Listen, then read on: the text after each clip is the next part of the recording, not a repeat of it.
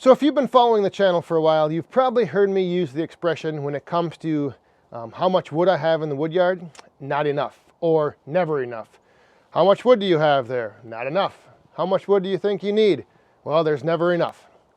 Well, then this happened. And then this happened. And that's actually happened a few more times. I'll show you guys in a second here, but one of the things when it comes to being a woodhound is I've always looked at any tree as potential firewood. Like if there was, no matter what the species, no matter what condition, I'd always look at a tree and say, you know what, I can still get some hunks or chunks of firewood out of that. Even if it's not pretty bundle grade wood, I could probably split it down into chunks that I could use in the boiler. Well, I think those days are now behind me. So in addition to those two loads I just showed you that were dropped off, Rick also dumped this load of oak off. And then this is the load that you saw getting dumped off of the oak. And yep, a lot of those big chunks are already bucked up into 16-inch rounds. And then in addition to that, he also dumped off this load of oak right here. The first load that he dropped off was pine, and I did pull out and separate a few logs from that I thought would make fairly decent saw logs that I can mill up some lumber to build a few more shelters back here.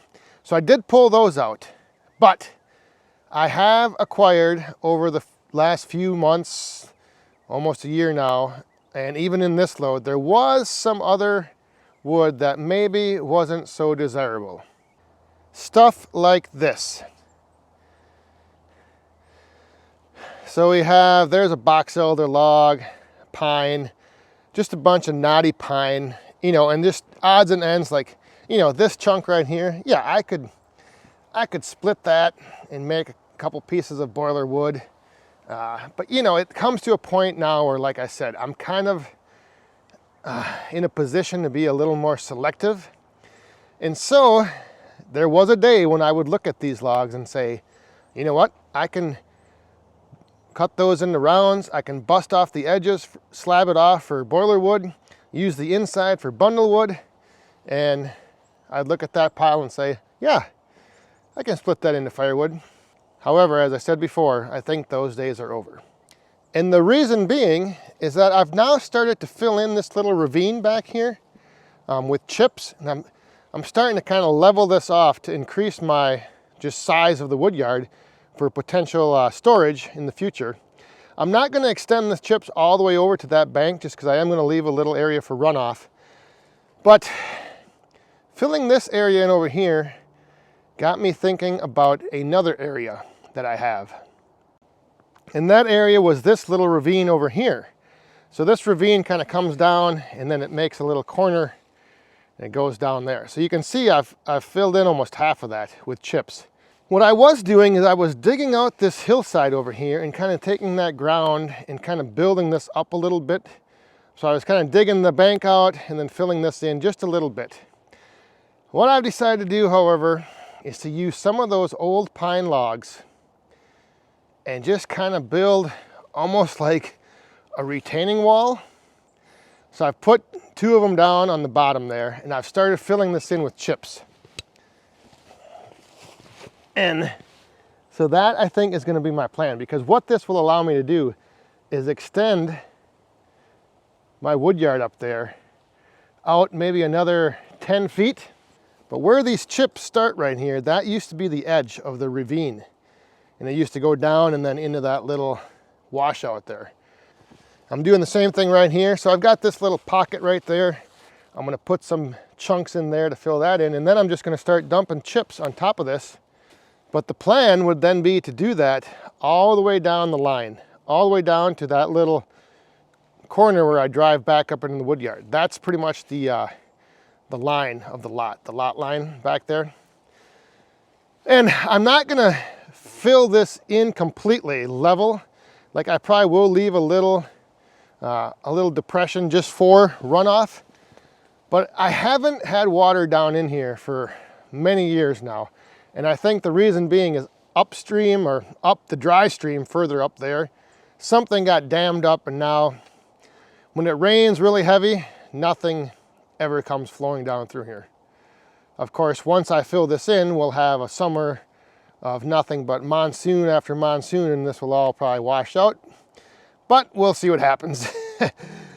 I think it just makes for way better use of that space and the terrain back here. Instead of digging out that hillside on the other side of the ravine, instead of digging that down, I may as well just take this side, extend it out, and kind of fill it in a little bit more. Plus, like I said, I have all these non-desirable logs.